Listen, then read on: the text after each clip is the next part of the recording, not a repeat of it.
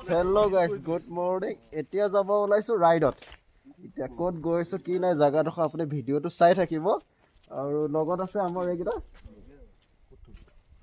অভিষেক আছে অভিষেক চেফ আভি আছে অবিনাশ দা আছে চবেই আছো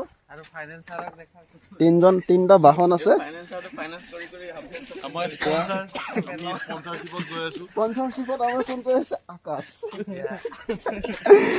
ভিডিঅ'টো আপোনালোকে চাই থাকিব ক'ত গৈ আছো আমি জেগাডোখৰ ক'ম বাৰু চলো বাই বাই